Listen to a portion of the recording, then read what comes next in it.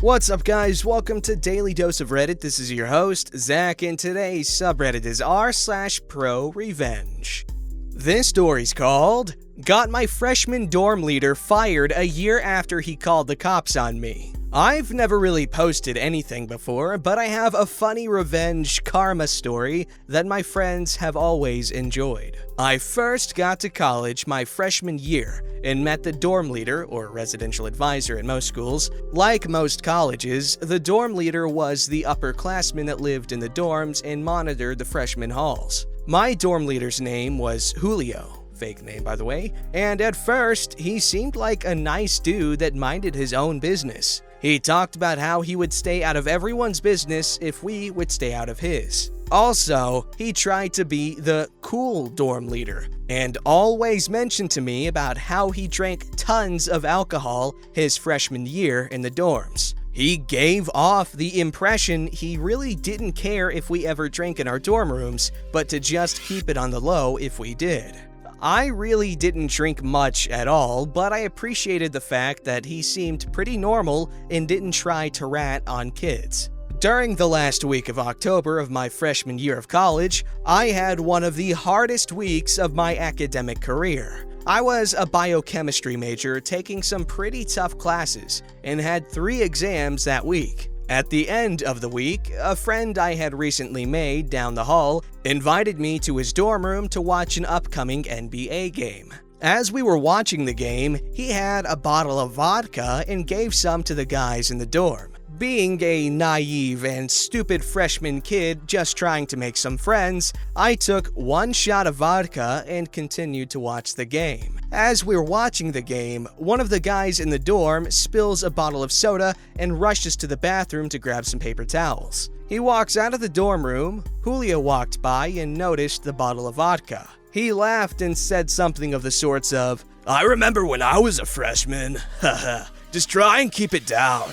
We thanked him and told him to have a good night. It seemed like a normal conversation and nothing out of the ordinary. 30 minutes later, we heard a knock on the door and 2 policemen showed up with breathalyzers. They told us they had received a complaint from Julio about underage drinking and a party being thrown in the dorm room. Remember, it was 3 guys watching a Lakers game on a Thursday night at 8 p.m. I ended up getting a minor in consumption card for blowing a .02, had to do 20 hours community service, a reflection journal, and appear to the Judicial Affairs Center at my college about my supposed drinking problem. I'm not blaming the officer for giving me a ticket, but I was pretty upset that Julio, who always talked about getting poo-faced freshman year in the dorm, called the police right after he essentially gave us the okay for the night. A few weeks later, I see Julio and straight up asked him why he decided to rat me out. Specifically, I asked why he didn't just tell me to head back to my dorm if he had a problem with the alcohol, instead of calling the police right after our conversation. He responds word for word, "You made a decision and had to suffer the consequences of that decision." After that incident, I never really talked to him, but he always tried to be buddy-buddy when he saw me in the hallway.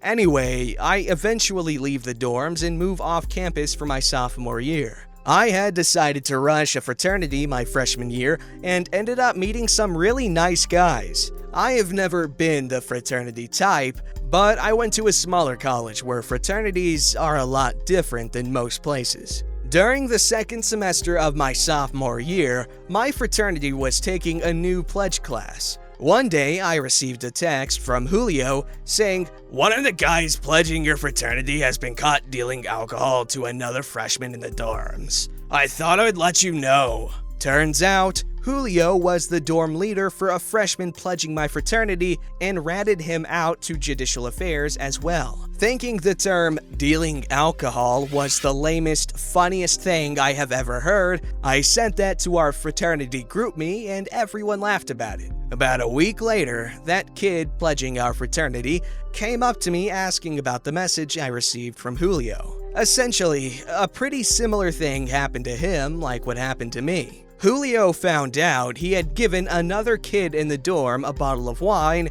and reported it to the police. This kid ended up getting a minor in possession and had to speak with Judicial Affairs. This is where the story gets hilarious. In his meeting with Judicial Affairs, the kid pledging our fraternity told the Judicial Affairs guy that his dorm leader, Julio was now a senior at this point, had texted me about the charges pending against him. Apparently, it's a huge violation to discuss pending charges against a freshman in your dorm to a third party. The Judicial Affairs guy told him that if he could prove Julio was discussing this charge with a third party, aka me, he would receive severe sanctions. Basically, if I sent that text to the Judicial Affairs people, Julio would be in a crap load of trouble. So, I sent the text that night to the Judicial Affairs people. After that, I didn't hear anything about what happened to Julio and had honestly forgotten about it. However, nearing the end of the school year in my sophomore year,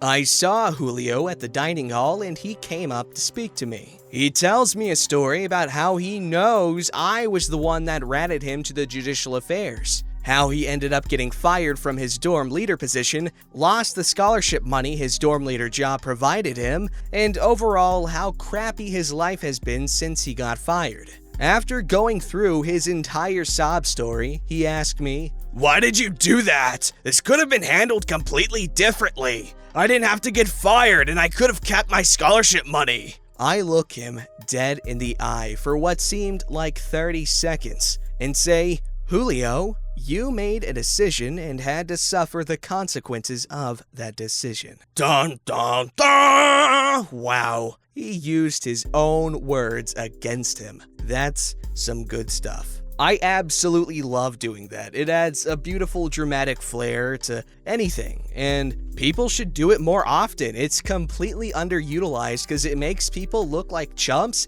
and makes you look like a badass. Because what are they gonna do? Criticize something they said? Oh. Okay, this one's called Redneck Thinks It's Funny to Yank Out Mailboxes. My dad makes him pay. Disclaimer, this happened a long time ago, but still makes me giggle to this day. That's cute. So way back in the day, mid-90s or so, my family lived in a log cabin on 10 acres of land in a rural area, 10 minutes or so outside of town. It wasn't totally the sticks, but you could definitely hear banjo music in the background sometimes. At the end of our nearly quarter-mile-long driveway was one of those roads that was also technically a state highway. In the AM, I'd trudge down to wait for the bus. When I got home, I'd grab the mail and carry it back. Until one Monday morning when I went out and noticed the mailbox was gone. On closer inspection, it looked like it had just been ripped out of the ground.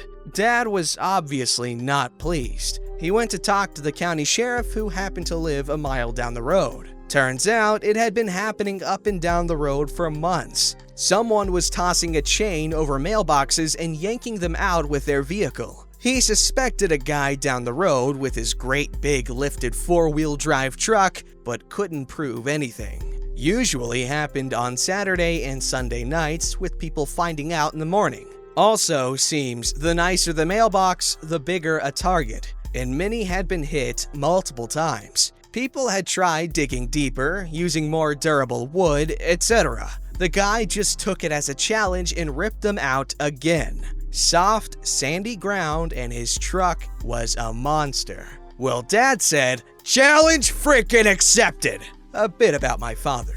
He's a steel worker with an engineering background and graduate degree. Built like a bear with forearms the size of my freaking legs. Most people look at him and would never think this monster of a man is also brilliant, but he is. The calm, cool type that almost never loses his temper. But wrong him, and God help you. So Dad goes to Lowe's and buys the fanciest, prettiest mailbox they sell. He then proceeds to install it on top of an 8-foot-long cylinder of 3-inch diameter hardened tool steel. But he wasn't done there. After digging down with post holers and dropping it in, he then filled it in with quick-set concrete. To really sell it, he then used some strips of 1/2-inch wood to cover the steel core of his now indestructible mailbox of doom.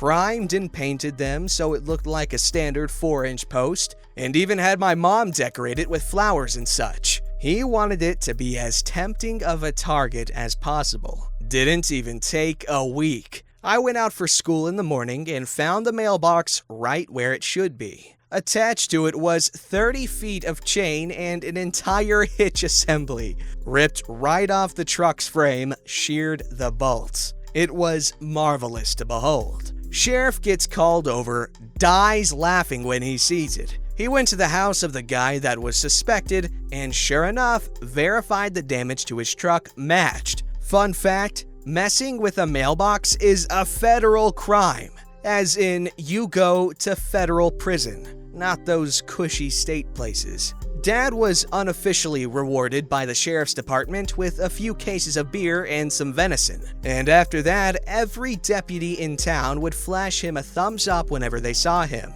Edit. Apparently, vandalism to mailboxes is far more common than I thought, and other people have taken similar measures. I guess great minds think alike. Edit 2. As many have commented, federal prison is actually a lot better than state. Didn't know that, sorry. You know what? Good on you for keeping the original post the same, despite some errors that were brought to your attention. I think that's very honorable. But yeah, that sounds like a cool dad. And to be rewarded from your sheriff with beer and venison? Hell yeah! I mean, beer is just kind of gross to me. It just tastes like weedy, carbonated water. But venison is good. I remember the first time I had it in 4th grade. This one kid, his name was River. He brought some deer jerky with him, and he gave me some, and that was some good stuff. But yeah, don't steal people's mailboxes. That's just annoying, dude.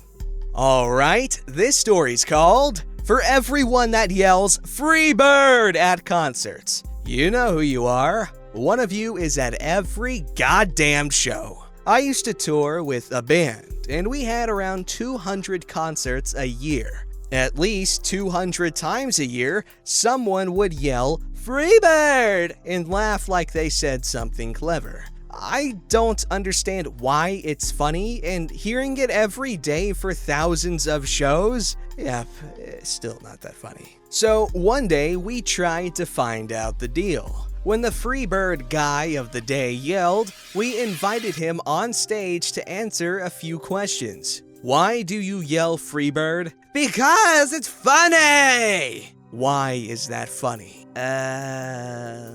Okay, so we didn't get any answers, but we certainly came up with one. Nobody comes up with ridiculous ideas like a group of 20-somethings who spend 15 hours a day in a van together. First thing we had to do was buy a sampler. This is a small piece of equipment that you can pre-program with any sounds you want and press buttons to trigger them. They are pretty expensive. The one we bought for the prank was $1,200. Side note, we were staying all 5 members to a single hotel room every night and eating nothing but dollar menu garbage and ramen because even if your band is doing good, you're still broke. I just want you to understand how ridiculous it was for us to spend $1,000 on this. As far as I'm concerned, it was worth it 10 times over. The next thing we needed was a folding table with chairs for all of us, some teacups, and a newspaper or 2. We would set these up next to the stage and no one would even notice it was there. So we found a 16-minute long version of Freebird and loaded it onto the sampler. The trap was set. Sure enough, someone yelled, "Freebird!" at the next show. This time, our lead singer acted really interested. "What'd you say? Freebird? Do you want to hear Freebird?" The audience cheers loudly. "So, just to be clear, you want us to stop playing our set and instead play Freebird?" They cheer again in approval. And now, the Freebird guy clearly looks like he's never been so proud of anything he's ever done in his life. We all stepped to the center of the stage in a very serious-looking huddle. We made it to a point to go comically long discussing Freebird, and sometimes we would just talk about movies we liked for a while or make fun of each other's sisters. When we felt like it had gone on long enough, and we were terrible at making jokes go way too long, we all nodded and made it clear that we had just agreed to play Freebird. "All right, folks, you asked for it. You've got it. Freebird!" While the crowd went absolutely nuts, the singer went to the sampler and, like an old man fumbling to use a remote, he found the button and pressed it as anticlimactically as possible. Freebird begins to play, and we all put our instruments down and sit around the table. We sip on pretend tea and browse the newspaper quietly. At first, everyone thought it was hilarious, but after a few minutes, they started to revolt, chanting for us to come back and all. We look at each other in a very confused manner and shrug it off a few times before the singer would finally go back to the mic. "What's wrong? You don't want to listen to this anymore? No! You want us to play our stuff again? Yeah! Well, what about that guy who yelled Freebird? That guy sucks!" And then the booing would start for that poor Freebird guy. We did this for an entire tour, and it absolutely never got old. I'd like to think that after that year, tens of thousands of people stopped yelling Freebird at every show they go to. At least for me, that makes the world a slightly better place. Oh, that sounds really annoying. It's kind of like how every single YouTube comment section has people saying, first, first, first, first, first, first, first, first, even if it's like the 20th comment. Now, I get it, you want to be the first comment for whatever freaking reason, but here's the thing. Literally no one goes to a YouTube comment section and thinks, wow, that guy's lucky. He got the first comment. The way these guys handled it is some next level trolling. I would 100% do something like that if people cared to come to a live performance done by me. I'm sure people would go to a live performance, but I just don't have anything to perform live. Unless Jack Black and Kyle Gass wanted to perform Beelzebub with me and I get to play Satan, because I'm honestly really good at Dave Grohl's vocals and I could probably replace him, just saying. Not that I'm gonna, but you better watch it, Dave. Alright, this story's called The Case of the Missing Firewood. This may be pushing Rule 6 a little, but this happened when my grandfather was growing up in rural Kansas in the 40s and 50s, and is one of my favorite stories from him. Story: when my grandpa was growing up, he didn't have electricity, this being rural Kansas. What they did have was a wood-burning stove. At one point, firewood that great-grandfather had been storing began to disappear. A thief was afoot. I thought it was a leg, bro. My great-grandfather, getting tired of the firewood disappearing, hatches a plan. Great-grandfather takes some of the logs and drills them out, leaving a cavity. He then puts some gunpowder in the cavities and plugs the holes to hide his handiwork. That night, he tells my grandpa that he would bring in the firewood. Of course he knows what logs he's messed with. Now, this is the funny part, and I wish I knew how embellished it was, but stranger things have happened. The next day, great-grandfather is walking into town and comes across a gentleman also headed into town, and they get to talking. It turns out the gentleman is going into town to make a purchase. The item he seeks? A new stove. He says to my great-grandfather, "I don't know what they're putting in the coal these days, but it destroyed my stove." No wood ever went missing again.